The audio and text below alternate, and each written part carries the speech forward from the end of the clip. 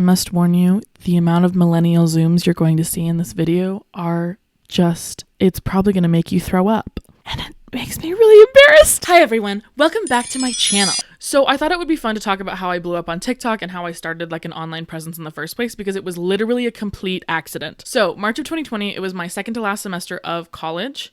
Wait, was it?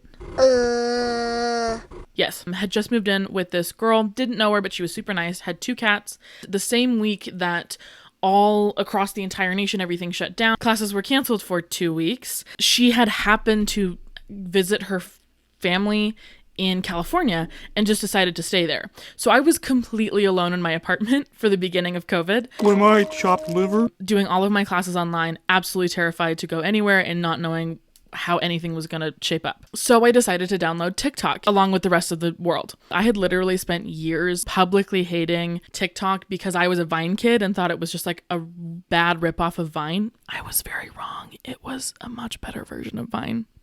Judas. So I downloaded the app, I followed a couple of friends of mine. So I found out this fact that during the Cold War, the US military was really heavily invested in psychological warfare. And psychological warfare was kind of a newer idea at the time. So I made a video on Snapchat to send this info to my friend. I wanted to send it to another one of my friends, but he wasn't on Snapchat.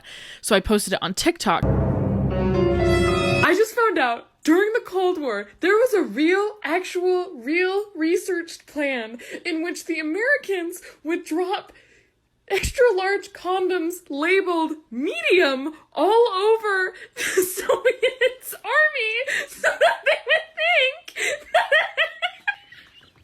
all American men had huge penises and would feel inferior and quit.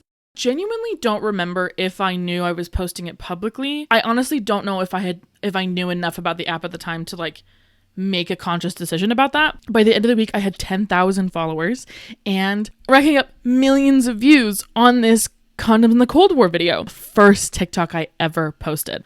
I'm so confused. Like, people are following me. What's happening?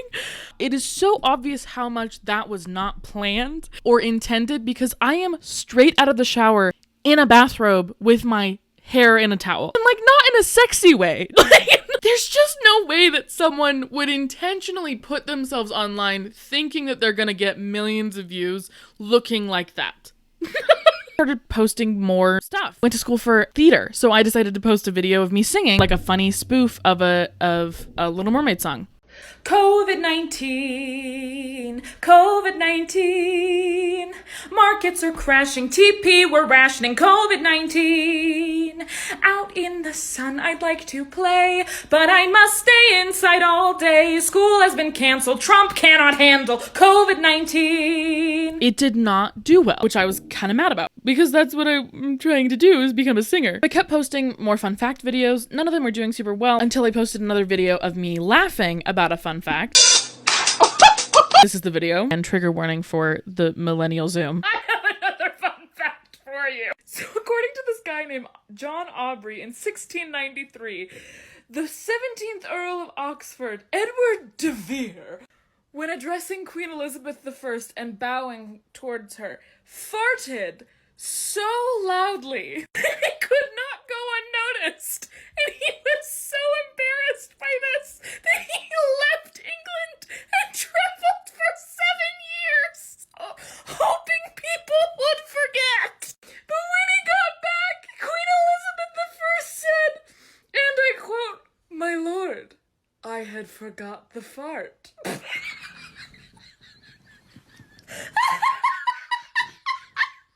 Again, clearly didn't expect this to get a ton of attention, because look at how I look in this video. There's a horrible lighting, I have no makeup on, my hair, it's bad.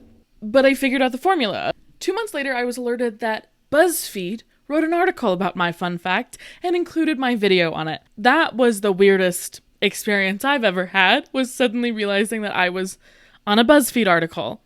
What? It's hilarious to me that the fun fact thing is what like took off, because in high school, I didn't like any of my classes my senior year and I didn't feel like I was learning anything. And so I started just finding fun facts on my own, and on Fridays just like spout these random fun facts of people who didn't ask for them.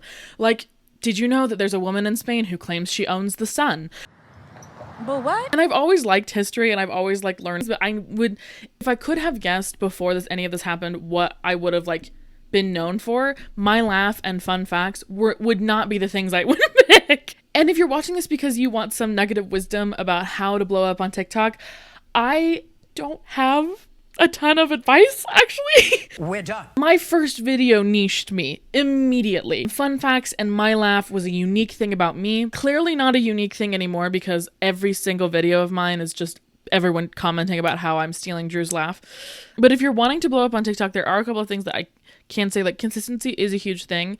Do you need to post 3 times a day? Absolutely not. Do trends really help some people? Absolutely. Have they worked for my page? Never. Trending audios with my page don't tend to do well, but I know that they have helped other people. If you're looking to like grow an audience online, I genuinely think it comes down to like, what are you genuinely interested in? What kind of content do you like watching? And then try and find your version of it. Groundbreaking. I have absolutely loved the community that I've built online, and everyone that follows, we have such a fun time. Like, it's such fun people that I genuinely think I would be friends with in real life. I'm so thankful for everyone's willingness to be fun and dumb and silly with me and enjoy like learning in a weird way. I hope we can do that on this channel as well. Thank you so much for watching. I will see you next time.